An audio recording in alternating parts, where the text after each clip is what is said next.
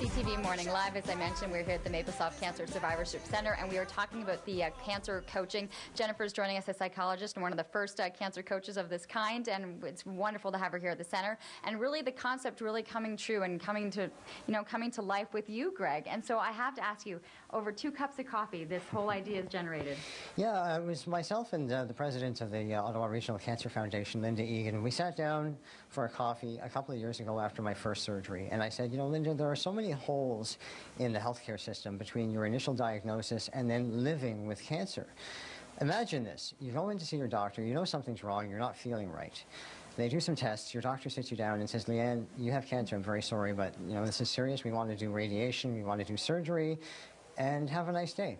And within a 5-minute meeting, you're given this life-changing news, and then you're sent on your way. And this flood of questions comes to you. How am I going to tell my family? How am I going to tell my husband or wife, my employer? How am I going to pay my mortgage? How am I going to stay sane through this process? And up until now, there hasn't been a place to go to find all of those answers, and that's what we're hoping to do here. You get into the parking lot, you get in the car, and it's almost more questions come to your mind, and it's almost like, where do I even start? Yeah, exactly that. And that happened to me. I've had 3 recurrences with my cancer, 2 major surgeries, radiation and chemotherapy. I've been through the entire system much more than I care to, and I can tell you that every single step of the way, there has been, your doctors do their best, but they can't be a therapist, they can't be a psychologist, they can't answer your financial questions, they can't answer your health and diet questions, they can't answer your questions about what to do with your kids. This center will be able to do all of that. It's remarkable to hear when you kind of go down that list, and so then it comes in your job, and then it starts. Yeah, so we really have a remarkable opportunity to work with people when they come in the door. Instead of us saying, this is what you need to do, this is what you need to do, we have the opportunity to say, who are you? How do you define health and wellness? What's meaningful in your life? And to work with that person to create a plan and to find hope for whatever is real for them.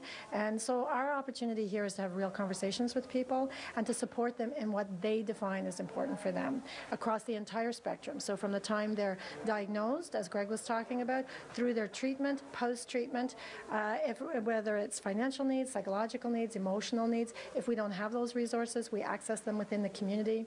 It's an opportunity for us to take a deep breath and to give people the chance to have real conversations, because often people with cancer are trying to protect their loved ones. They're trying to move through the world as if nothing has happened, and their world has been turned completely upside down.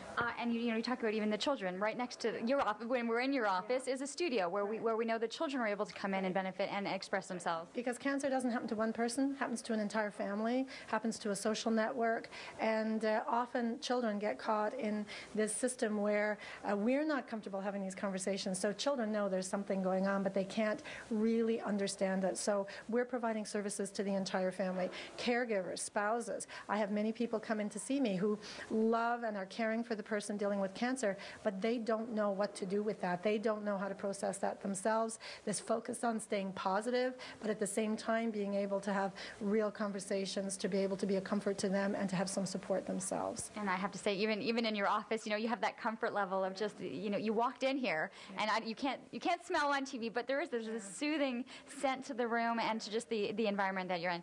Great concept. Is amazing what happens over 2 cups of coffee. Absolutely. And I said, I'm just a very small part of a large machine. It's the people like Jennifer and the people who are staffing this building who are the lifeblood of this idea, who are turning what was an idea over a cup of coffee into a reality, and it's going to change the lives of thousands of cancer patients. Thousands here, and I think it's going to catch on throughout the course of the country. I have a feeling, looking at what's happening here, that this is the blueprint for so many more centers like this. We're going to throw things back to 87 George. I know Jeff Harper's standing by with Jeanette Ewan.